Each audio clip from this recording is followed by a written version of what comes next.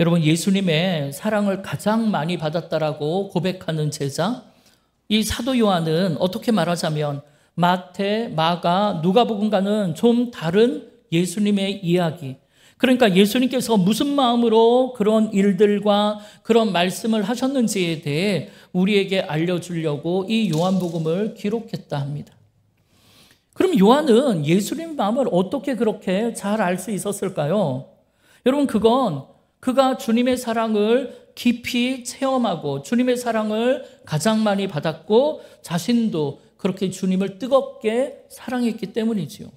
왜냐하면 사랑하는 사람의 마음은 잘 아니까요. 그래서 그는 요한복음에서 자신을 표현하기를 주님이 사랑하시는 제자라고 표현하잖아요. 근데 여러분, 가만히 생각해 보면 사실 예수님이 요한만 사랑하셨겠습니까? 물론 아니겠죠. 모든 제자를 다 사랑하셨겠죠. 그럼에도 요한 쪽에서 볼 때 예수님께서는 자신에게만 특별한 사랑을 주시는 것처럼 느껴졌다는 것입니다. 예, 우리도 사랑하는 부부끼리 또 사랑하는 자녀를 눈빛만 봐도 그 말의 뉘앙스만 들어도 그 마음을 잘 알 수 있듯이 아마 요한은 다른 제자들보다 예수님의 표정, 말씀하시는 뉘앙스만 들어도 예수님이 왜 그런 말씀을 하시는지 잘 알았던 모양이에요.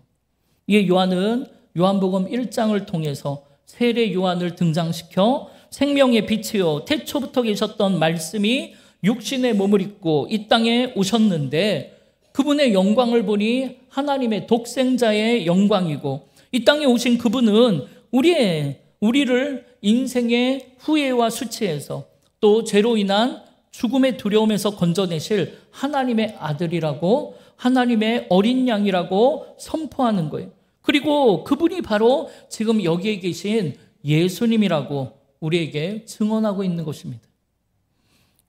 그리고 요한은 그분이 하나님의 어린 양이요 우리를 구원할 메시아라는 걸 당신이 어떻게 알았냐는 사람들의 표정 앞에 나도 처음엔 몰랐는데 나를 이 광야로 보내어 물로 세례를 베풀라고 하신 하나님이 말씀하시기를 누구든지 성령이 그 위에 머문 것을 보거든 그가 곧 성령으로 세례를 베푸시는 이인 줄 알라 하셨다는 거예요. 그래서 내가 가만 보니까 성령이 비둘기같이 내려와서 예수님 위에 머무시길래 그가 하나님의 아들, 우리를 구원할 하나님의 어린 양임을 알고 증언했다라는 거예요.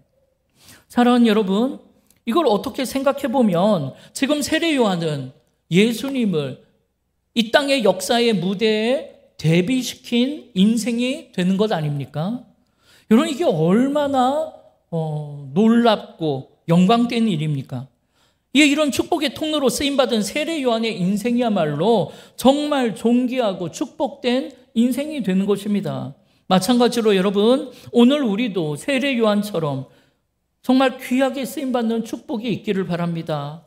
물론 예수님은 이미 2000년 전에 말씀이 육신이 되어 이 땅에 오셨다가 지금은 부활 승천하고 이 땅에 계시진 않지만 여러분, 예수님을 증언하는 일은 지금도 현재 진행형인 것입니다. 오늘 우리도 말씀이 육신이 되어 이 땅에 오신 하나님의 아들이요 우리를 인생의 후회와 수치, 이 답답하고 속상하고 마치 죽을 것 같은 두려운 마음에서 우리를 구원해 주실 하나님의 어린 양이 바로 이 예수 그리스도라고 선포해야 합니다.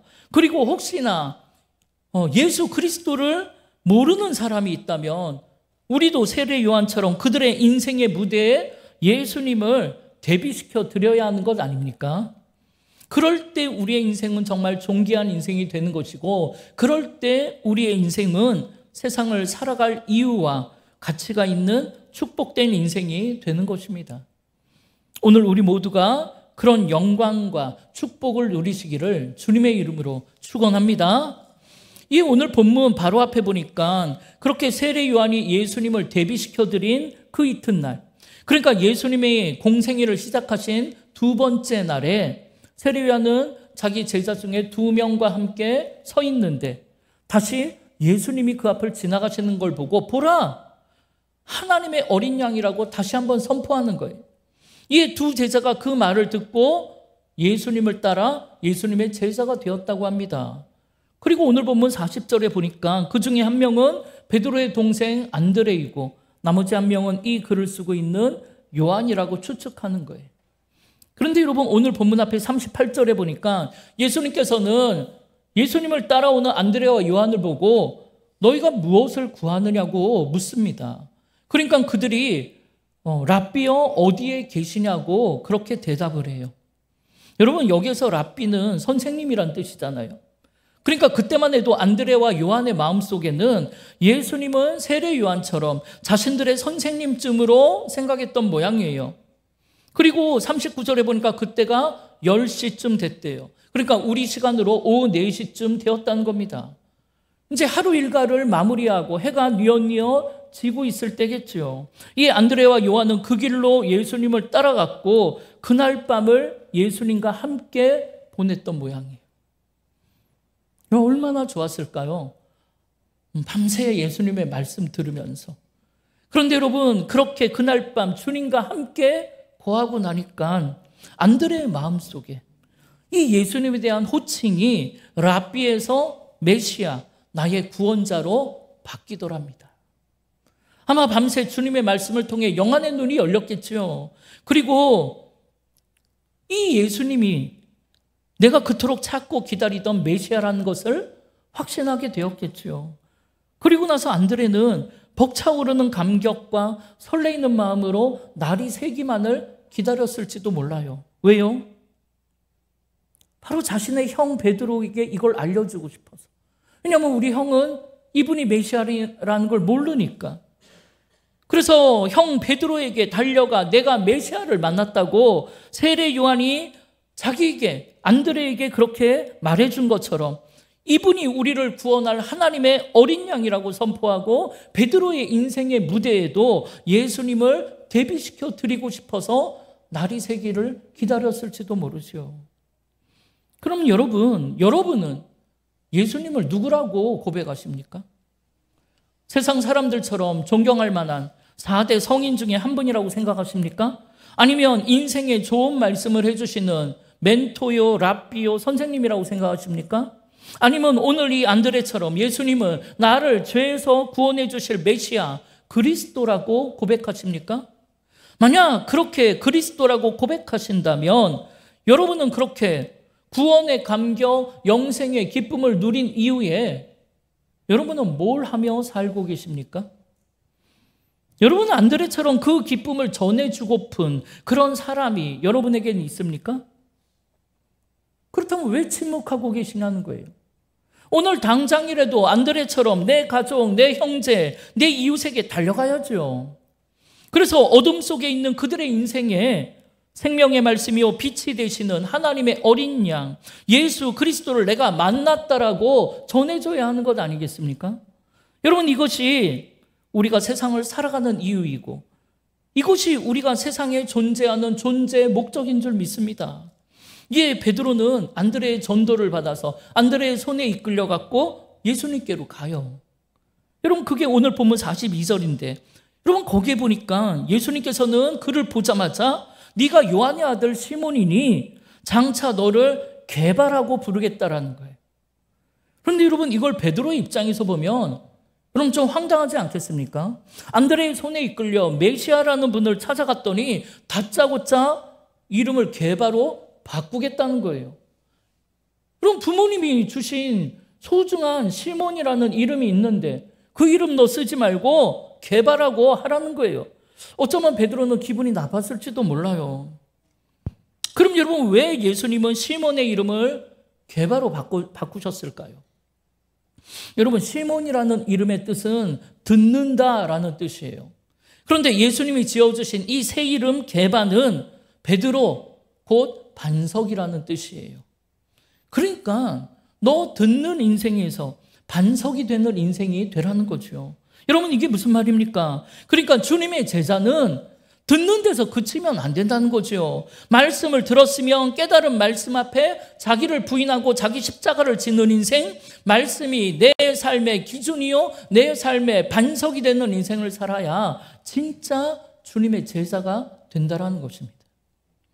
여러분 지금 한국교회는 코로나를 겪으면서 점점 더 설 자리를 잃어가고 있고 세상 사람들에게 손가락질을 당하고 있어요. 한 설문조사에 따르면 사람들에게 당신은 교회를 얼마나 신뢰하십니까? 그렇게 물어봤더니 20%의 사람들만 교회를 신뢰한다 대답하고 80%의 사람들이 나는 교회를 신뢰하지 않는다라고. 그리고 교회 다니는 사람들을 생각하면 거리를 좀 두고 싶은 이중적이고 사기꾼 같은 이미지가 떠오르고 이기적이고 신뢰할 수 없는 부패한 사람들처럼 느껴진다라고 대답했어요. 여러분, 이게 세상이 생각하는 우리의 모습이잖아요. 그래서 코로나 이후에 복음 전도의 길은 점점 더 좁아져만 가고 교회는 그렇게 세상의 조롱과 핍박을 당하고 있는 게 지금의 현실입니다. 그럼 여러분, 왜 우리가 그렇게 되었습니까?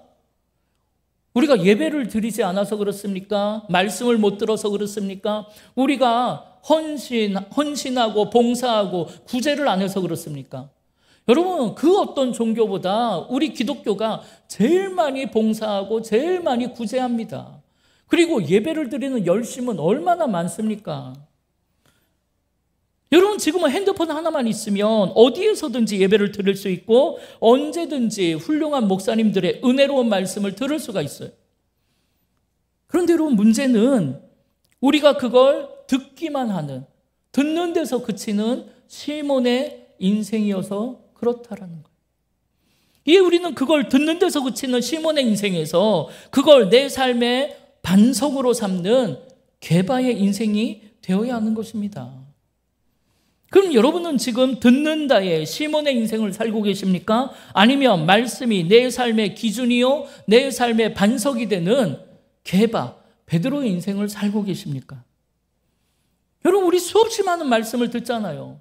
얼마나 많은 말씀을 듣고 읽고 우리가 묵상하고 공부합니까? 그런데 여러분, 그러는 동안 수많은 말씀을 깨달았는데 여러분, 그 말씀 중에 그것이 내 삶의 반석이 되지 못한 말씀이 여러분 얼마나 있습니까? 수없이 많이 많죠. 여러분, 말씀을 듣는 데서 들음에서 그치지 말고 그 말씀이 내가 세상을 바라보는 창문이 되고 수많은 선택과 갈등의 순간에 내 삶의 걸음을 인도하는 믿음의 반석이 되시기를 주님의 이름으로 축원합니다. 그런데 여러분, 안드레는 그렇게 예수님과 하룻밤을 지내고 나서 이분이 정말 그토록 내가 기다리던 메시아임을 깨달은 반면에 베드로는 그렇지 못했던 모양. 게바라는 이름도 받고 반석이라는 축복을 받은 베드로는 예수님을 만나긴 했지만 예수님이 메시아라고 느껴지진 않았던 모양이에요. 왜냐하면 다른 복음서에 보니까 이 일이 있은 이후에 예수님이 베드로를 다시 한번 찾아가서 그를 제자로 부르시는 장면이 등장하고 있기 때문입니다. 그 중에 누가복음 5장 1절 이하의 말씀을 보면 여러분, 그날도 베드로는 갈릴리 호수에서 게네사렛 호숫가에서 물고기를 잡고 있었어요. 그런데 예수님이 거기에 오신 거예요. 그러니까 수많은 사람들이 몰려들어서 예수님한테 하나님 나라의 복음을 들려달라고 이야기를 해요. 그러니까 예수님이 한 배에 오르셨는데 그게 시몬의 배라고 성경은 기록하고 있습니다. 여러분, 그 배를 게바의 배가 아니라 베드로의 배가 아니라 시몬의 배라고 기록하고 있는 이유가 여러분 무엇인지 아시겠죠? 그러니까 예수님이 시몬의 이름을 게바로 바꿔주셨는데 지금 그 배가 시몬의 배라고 하는 것으로 봐서 그는 아직 말씀을 듣기만 했지 들은 말씀, 깨달은 말씀이 믿음의 반석이 되는 인생은 아니었다는 거죠. 이 예수님께서는 사람들에게 하나님 나라의 복음을 전하셨습니다. 그리고 말씀을 다 마치시더니 그 배에 있는 시몬에게 깊은 데로 가서 그물을 내려 고기를 잡으라고 우리가 아는 그 유명한 이야기를 하시는 거예요. 사실 안드레의 인도로 예수님을 만났던 베드로는 안드레처럼 구원의 감격이 없었어요. 그도 그럴 것이 그가 생각한 메시아 상이 따로 있었거든요. 베드로가 생각한 메시아 상은 우리를 로마의 압제에서 구원해 줄 정치적 지도자의 모습이고 로마 군대와 싸워 이길 용맹스러운 장군의 모습으로 생각했어요. 그런데 막상 만난 예수님을 딱 보니까 나와 똑같은 촌동네 갈릴리 나사렛 출신에다가 변변한 집 하나도 없고 그 행색이 초라하고 볼품이 없어 보여서 이런 사람이 메시아일 수 없다고 생각했는지 예수님의 말씀은 들었지만 그에게는 구원의 감격이 없었어요. 어쩌면 안드레가 말장난에 속았다라고 생각했을지도 모르죠. 하지만 여러분, 이번에는 달랐다라는 거예요. 깊은 데로 가서 그물을 내려 고기를 잡으라고 하실 때 그의 마음속에 무슨 생각이 들었는지, 그전에는 말씀을 듣는 데서 그쳤던 그가 지금은 주님의 말씀이 행동의 기준, 내 삶의 기준이 되어 순종했다라는 겁니다. 이에 베드로가 예수님에게 이렇게 대답합니다. 그게 누가복음 5장 5절의 말씀입니다. 우리 함께 읽어보겠습니다. 시몬이 대답하여 이르되 선생님, 우리들이 밤이 새도록 수고하였으되 잡은 것이 없지만은 말씀에 의지하여 내가 그물을 내리리이다 하고. 아멘. 여러분, 저는 이 장면이야말로 베드로의 인생에서 가장 중요한 명장면 중에 하나라고 생각을 해요. 왜냐하면 바로 이 장면이 말씀을 듣는 데서 그쳤던 시몬의 인생에서 말씀이 내 삶의 반석이 되는 인생으로 변화되는 순간이잖아요. 사실 베드로는 평생 갈릴리 호수에서 물고기를 잡는 어부로 잔뼈가 굵은 사람이에요. 그는 물의 모습만, 오늘 아침에 딱 나가서 물의 모습만 봐도 오늘 고기잡이가 어떻게 될지 아는 완전 베테랑 어부입니다. 그런데 그런 어부에게 깊은 데로 가서 그물을 내리라는 것은 사실 말도 안 되는 소리예요. 더군다나 여러분, 예수님은 그물질도 한 번도 안 해본 직업이 여러분 목수잖아요. 목수인 사람이 어부한테 가갖고 야, 깊은 데 가갖고 그물을 내려, 이건 웃길 일이죠. 그리고 밤이 지나면 깊은 곳에는 고기가 없는 게 상식입니다. 그런데 여러분, 이 말씀 앞에 베드로가 뭐라고 했다고요? 선생님, 우리가 밤이 새도록 수고하였으되 잡은 것이 없지만 주님의 말씀에, 선생님 말씀에 의지하여 그 말씀이 내 삶의 반석이 되어서 내가 그물을 내리겠다라고 고백하잖아요. 얼마나 놀라운 고백입니까? 사랑하는 여러분, 이 베드로의 고백이 오늘 주님 앞에 우리의 고백이 되기를 바랍니다. 그래서 오늘 우리도 듣기만 하고 그치는 시몬의 인생에서 내가 생각할 땐 해봤자 소용이 없다라고 생각되더라도 주님의 말씀에 의지해서 그물을 내리는 반석의 인생이 되시기를 주님의 이름으로 축원합니다. 그런데 여러분, 그렇게 시몬의 인생에서 반석의 인생으로 변화되니까 여러분, 어떤 일이 벌어집니까? 그럼 아주 놀라운 일이 벌어진다는 거예요. 누가복음 5장 6절을 한번 읽어보겠습니다. 그렇게 하니 고기를 잡은 것이 심히 많아 그물이 찢어지는지라. 할렐루야. 여러분, 말씀이 내 삶의 반석이요 내 인생의 기준이 되었더니 우리가 생각할 수 없을 정도로, 우리의 상상할 수 없을 정도로, 우리의 상식을 뛰어넘는 일, 그물이 찢어질 정도로, 그래서 배가 잠길 정도로 많은 물고기가 잡혔다라는 거예요. 여러분, 오늘 우리에게도 이런 일이 일어나길 바랍니다. 그러니까 여러분, 이걸 경험한 베드로가 그 다음에 어떻게 합니까? 여러분, 누가복음 5장 8절을 한번 읽어보겠습니다. 시몬 베드로가 이를 보고 예수의 무릎 아래에 엎드려 이르되 주여, 나를 떠나소서, 나는 죄인이로소이다 하니. 여러분, 지금 베드로는 이 놀라운 경험을 하고 나서 막 신이 나고 기뻐해도 시원찮을 텐데 베드로는 그러지 않아요. 덜컥 겁이 나는 거예요. 왜요? 아니, 내가 밤이 새도록 애를 써도 한 마리도 못 잡았는데, 그리고 깊은데 거기에는 물고기가 원래 없는 곳인데 저분은 과연 거기에 고기가 있다는 것을 어떻게 아셨을까? 그것도 이렇게 많은 고기가. 그래서 베드로의 마음속에 바로 저분이 우주 만물을 창조하시고 다스리시는 하나님의 아들이라는 감동이 확 밀려온 거예요. 여러분, 그러고 나니까 그렇다면 저분이 나의 모든 걸 알고 계시겠구나. 나의 모든 삶, 나의 모든 마음, 내 모든 생각을 알고 계시는.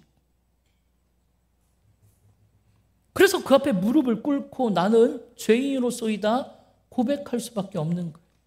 여러분, 오늘 우리도 온 우주 만물을 다스리시고 주관하시는 주님을 내가 만나게 된다면 누구라도 나의 모든 것을 알고 계시는 주님 앞에 무릎을 꿇게 될 것입니다.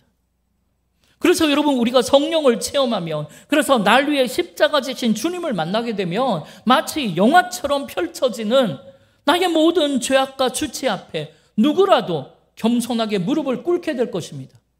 그러나 여러분, 그럼에도 그런 모든 죄악과 수치로부터 나를 구원해 주시기 위하여 주님이 십자가를 지셨음을 내가 깨닫게 될 때, 그래서 그 주님이 걱정하지 말라고, 두려워하지 말라는 그 말씀 앞에 우리는 주체할 수 없는 눈물이 흐르는 것 아니겠습니까? 그래서 그렇게 무릎을 꿇은 베드로에게 여러분, 주님이 뭐라고 하세요? 여러분, 누가복음 5장 10절의 후반절을 한번 읽어보겠습니다. 예수께서 시몬에게 이르시되 무서워하지 말라, 이제 후로는 네가 사람을 취하리라 하시니. 아멘. 여러분, 두려워서 무릎을 꿇고 있는 베드로에게 우리 주님은 너 무서워하지 말라며, 걱정하지 말라며, 내가 너와 함께 있을 것이고 내가 너를 지킬 것이라고. 이제 너는 물고기 잡던 인생에서 사람을 취하는 어부의 삶을 살라고 주님의 제자로 부르시는 거예요. 이에 베드로는 그 길로 배들을 육지에 대놓고 모든 것을 버려두고 그 즉시 예수님을 따라갔다라고 성경은 기록하고 있습니다. 그렇게 예수님의 수제자, 흔들리지 않는 복음 전도자, 반석 같은 베드로의 삶은 그렇게 시작된 거예요. 여러분, 말씀이신 주님을 따라간다는 게 이런 것 아니겠습니까? 이분이 나를 구원하신 하나님의 어린 양 메시아라는 것을 체험한 사람, 십자가의 은혜를 체험한 사람은 뒤를 돌아보지 않는 것입니다. 고민하지 않아요. 계산하지 않습니다. 세상 물질, 세상 풍조에 휩쓸려 흔들리지 않습니다. 여러분, 구름기둥이 움직이면 따라가고 멈추면 서는 거예요. 오직 주님만 바라보고 능력의 이름, 예수의 이름으로 일어나서 생명의 빛이 되시는 말씀을 따라서 걸어가는 것입니다. 이것이 바로 제자의 삶이요, 사람을 낚는 어부의 삶인 거예요. 그런데 여러분, 이 모든 것이 안드레의 전도로부터 시작됐다는 것을 기억해 주시길 바라요. 여러분, 안드레의 이름의 뜻은 남자답다라는 뜻이에요. 용감하다라는 뜻이에요. 그런데 실제 안드레의 성격은 그러지 않았습니다. 그는 아주 내성적이고 나서는 것 싫어하고 신중하고 세심한 성격으로 자신을 드러내지 않는 조용한 그림자와 같은 인생이었어요. 그러나 그가 비록 내성적이고 나서지 않는 조용한 인생이었지만, 그런 성격이지만, 여러분, 십자가의 은혜를 깨달은 복음의 감격 앞에서는 한 걸음에 달려가 그 형을 전도해내는 완전 상남자 중에 남자고 믿음의 용사 중에 용사인 것입니다. 왜냐하면 예수님을 만난 안드레는 그 감격과 기쁨을 자기 마음속에 담아두고 있을 수가 없는 거지요. 가만히 앉아 있을 수가 없었어요. 그걸 모르는 형이 너무나 안타까운 거예요. 그래서 그 기쁨을 막 전해주고 싶은 거예요.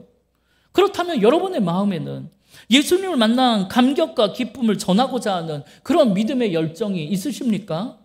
죄악 가운데 헤어나오지 못하는 그 이웃을 바라보면서 말할 수 없는 안타까움으로 기도해 보신 적이 있냐는 거예요. 여러분은 예수님을 만났던 주체할 수 없는 감격과 기쁨을 여전히 간직하고 계십니까? 그래서 세상에 어떤 높은 자리를 준다 해도, 세상 억만금을 준다 해도 배와 그물을 버려두고 주님을 따라갈 믿음을 소유하고 계십니까? 근데 여러분, 이게 우리의 삶에서 그렇게 살기가 쉽지 않다는 거예요. 왜요? 아직 우리는 듣고 그치는 시몬의 인생이기 때문입니다. 여기서 반석의 인생, 베드로가 되지 않았기 때문이에요. 그렇게 되면 지금 내 손에 붙들고 있는 이 배와 그물에 집착하게 되고, 그러면 주님을 따라갈 수가 없죠. 그래서 주님께서는 쟁기를 잡고 뒤를 돌아보는 자는 하나님 나라에 합당하지 않다라고 말씀하시는 거잖아요. 여러분, 주님의 제자는 세상에서 부자가 되고 성공하고 건강하게 오래 살려고 주님을 따라가는 게 아닙니다. 생각해 보세요. 예수님은 집도 한 칸 없으셨어요. 그리고 33살밖에 살지 못하고 죽으셨습니다. 그런 주님을 따라가면서 세상의 것에 미련을 두는 것은 믿음이 아니죠. 그렇게는 주님을 따라갈 수가 없고 제자는 더욱더 될 수가 없습니다. 그래서 여러분, 많은 사람들이 오늘 우리처럼 막 모여가지고 나는 주님을 따르겠다라고, 제자로 받아달라고 그렇게 했을 때 주님이 그들에게 뭐라고 얘기하셨습니까? 여러분, 마태복음 16장 24절을 한번 읽어보겠습니다.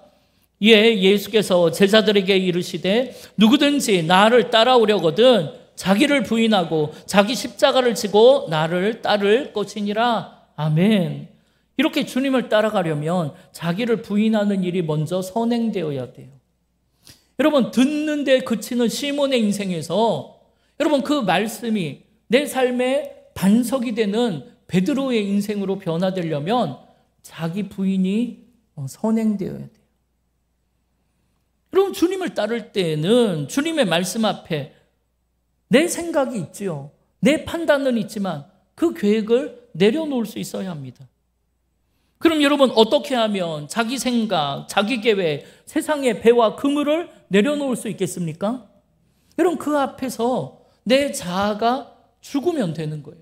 여러분, 죽은 사람에게 물질이 뭐가 필요하겠습니까? 죽은 사람에게 학벌이나 권세가 뭐가 필요하겠습니까? 그러나 아직 내 자아가 살아있으니까, 내 자존심이 살아있으니까 물질을 계산하고 시간을 따지는 것 아니겠습니까? 예, 주님의 뜻이라면, 또 내 가족을 구원하기 위해서라면, 내 이웃에게 주님을 소개하기 위해서라면, 여러분, 그 앞에서는 나는 완전히 죽고 예수로만 사는 인생이 되어야 하는 것입니다. 그럴 때 주님은 우리를 어디든지 데리고 다니면서 주님 마음껏 우리를 사용하실 거예요. 여러분, 축복의 통로는 그렇게 쓰임받는 거예요. 예, 여러분, 이번 한 주간 살아가실 때 먼저는 하나님의 어린 양 예수 그리스도와 더 깊은 만남을 가지시기를 바랍니다. 그래서 그 십자가의 뜨거운 사랑으로 가슴 벅찬 구원의 감격, 영생의 기쁨을 누리시기를 바랍니다. 그리고 주님께로부터 들은 그 생명의 말씀 앞에 그 말씀을 듣고 그치는 시몬의 인생이 아니라 그 말씀이 내 삶의 기준이요, 내 삶의 반석이 되는 베드로의 인생이 되어서 아직도 어두운 세상에서 그 배와 그물에 집착하며 살아가는 내 가족, 내 형제, 내 이웃들에게로 달려가시기를 바랍니다. 그래서 내가 메시아를 만났다고 나의 인생의 모든 후회와 수치, 답답하고 속상하고 죽을 것 같은 이 두려움에서 나를 구원해 주시는 생명의 빛을 만났다고, 그래서 그들을 나를 이렇게 숨쉬게 하시고 나를 살게 하시는 이 예수님께로 인도하는 참된 주님의 제자, 반석이 되는 인생, 사람을 낚는 어부가 되시기를 주님의 이름으로 축원합니다. 우리 시간 함께 결단하며 주보에 있는 찬양할 텐데요. 여러분, 돌아보면 세상은 너무 황폐하죠. 아니, 우리 가정도 너무나 황폐해요. 아무리 복음을 전하려 해도 받아들이질 않죠. 그래도 여러분, 눈물로 그 복음의 씨앗을 심고 또 심어야 돼요. 왜요? 그 복음의 말씀이 여러분에게만 있기 때문입니다. 여러분이 아니면 어느 누구도 그곳에 이 복음의 씨앗을, 사랑의 씨앗을 심는 사람이 없을 테니까요. 그러니까 여러분, 포기하지 마세요. 포기하시면 안 됩니다. 돌처럼 굳어진 황폐한 여러분, 그 땅에 여러분, 내가 눈물로 매일매일 한 알의 씨앗을 심겠다라는 그런 믿음을 결단하십시오. 이 찬양 드릴 때 그런 믿음의 고백 있기를 바랍니다.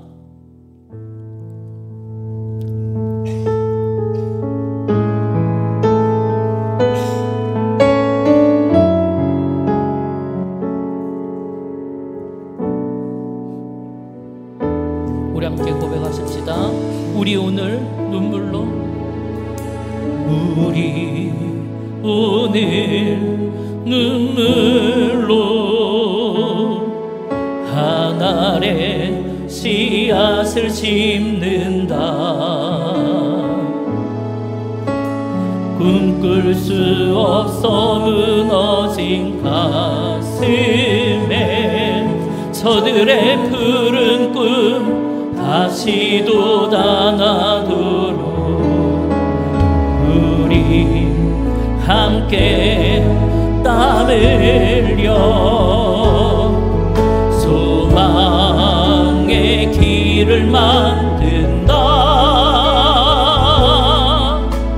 내일로 가는 길을 찾지 못했던 저들 노래하며 달려갈 그 길,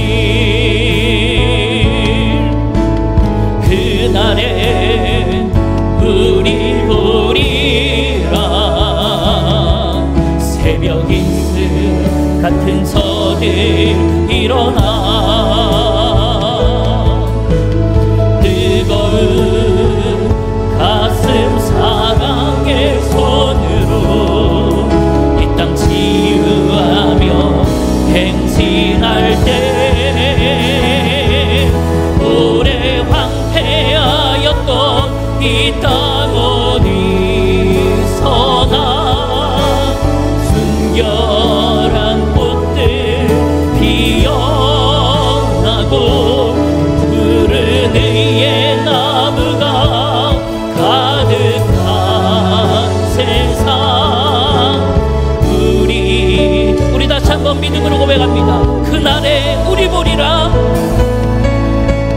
그날에 우리 보리라. 새벽 이슬 같은 저들 일어나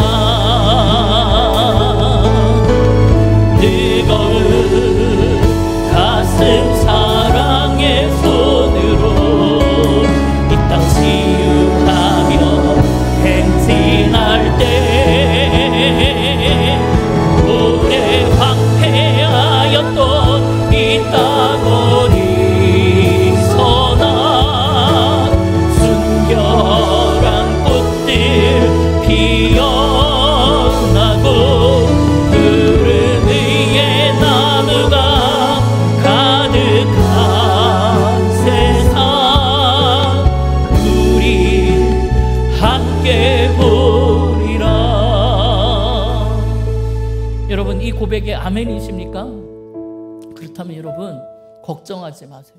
우리 태신자 작정했잖아요. 여러분 그 명단을 붙들고 두려워하지 마세요. 용기를 내서 여러분 와보라고.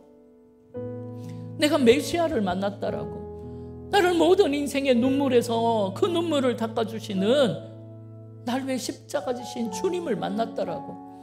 여러분 담대하게 전해야 합니다. 비록 아무리 두드려도 아무리 전해도 열릴 것 같지 않은 정말 돌처럼 굳어진 황폐한 우리의 가정, 우리의 형제요, 우리의 이웃일지라도 그럼 우리의 오늘 우리는 눈물로 하늘에 씨앗을 심어야 하는 거예요. 그게 우리가 살아갈 이유고 우리의 존재의 목적인 것입니다.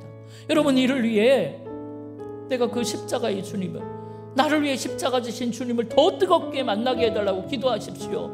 그 십자가의 은혜와 사랑 더 뜨겁게 체험하게 해달라고 기도하십시오. 그래서 주체할 수 없는 이 감격과 이 기쁨으로 내가 말씀을 듣고 그치는 시몬이 되지 않고 그 말씀이 내 삶의 반석이 되는 베드로의 인생으로 나를 좀 바꿔달라고 기도하시기 바라요. 그래서 나도 사람을 낚는 어부가 되어서 주님이 나를 마음껏 데리고 다니며 축복의 통로로 정말 복의 그늘이 되는 인생으로 정말 사람을 낚는 어부로 쓰임받는 인생 되게 해달라고 우리 주의 이름을 한번 부르며 합심으로 기도하겠습니다.